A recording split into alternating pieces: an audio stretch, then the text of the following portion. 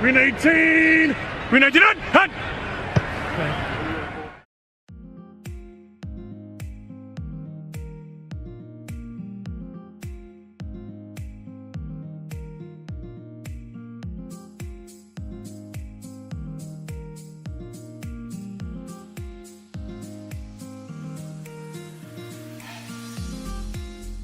I remember like working out in my off seasons. I was like, when I would run like on digs and slants, when I would run from my right to my left, for some reason, it was, I had to catch the ball past my eyes. Like, I had to let it pass my eyes and then would catch it with my pinkies.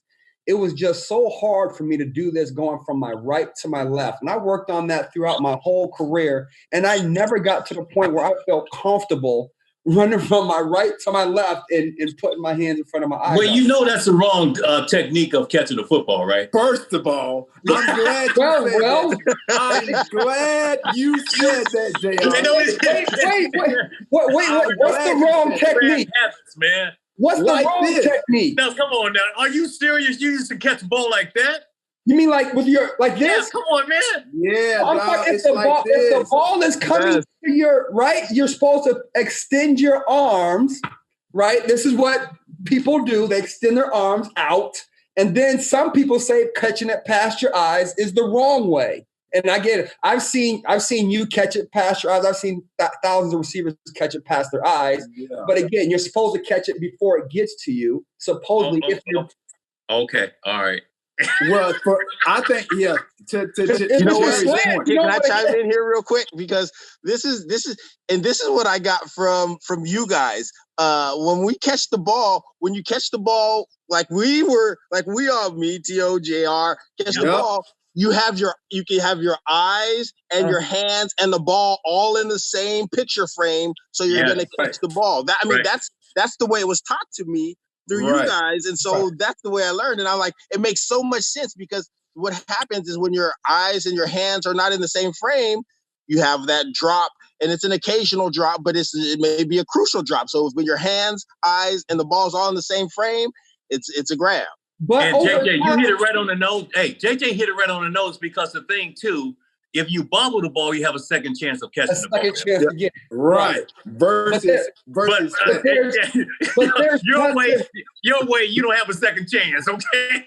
But if you watch any receiver right now, if you watch them on a slant or a dig, their arms are in front of their eyes, right? It's the pitcher, it's the diamond, whatever they've been taught, the thumbs together, whatever they've been taught. Yep. That's how they've been taught. And they tell those kids and these NFL players now that if it goes past your eyes, then that's a bad habit. As you know, over time, you work on every single hand positioning for every single ball. Yeah. Well, yeah, I think a lot of what you're talking about too is ball placement too.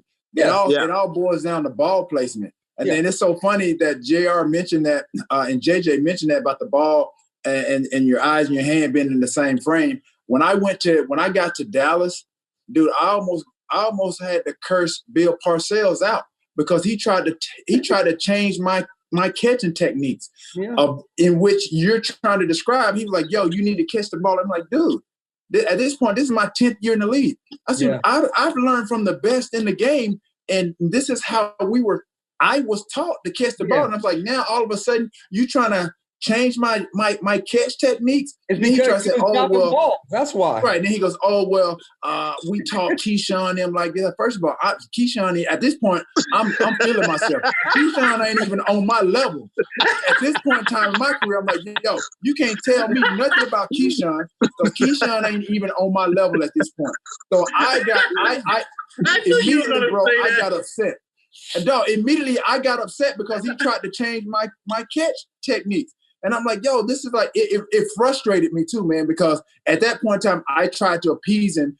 And then I'm like, okay, and I tried to make a couple catches, and I just was uncomfortable. Yeah. So I just went back to what I knew. And at this point, however many catches that I had, I went with what was comfortable with me.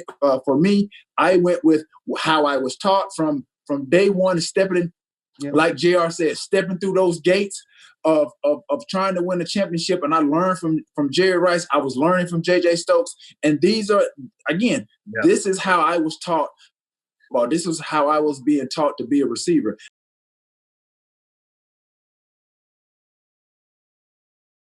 you gonna run the same route, but just the timing of just getting in that hole. He can just work inside or outside. He's probably the smartest player I ever played with. Wait, what was that, man? How often do y'all play with all this? Oh, God, did you see that right there, man? Ain't nowhere in the world I'm trying nothing like that. Just move. Man, I hadn't caught jugs, man. I never really caught jugging machines. I never practiced with Let the us see them jugs. play making hands. I used to always tell people, man, the They jugs. that red ball out there throwing you the ball all Yeah, but I never felt the need to hit a jug machine. I hadn't done this in years, man. But I'm gonna tell you something though, man. What I used to always tell people is, I never come out on a jug. When I got to work out, all I had to do was learn how to get open. That was the only thing I worried about. Catching passes was something I did at birth, man. I caught the doctor's hand when he tried to spank me. They had to tell me to let the doctor spank me. I said, I didn't know that. I'm sorry. I've been catching everything all of my life. That's what I do, you know. I know. I don't know how you did that now. Wait a minute, man. Hey, wait a minute, man. Wait a minute.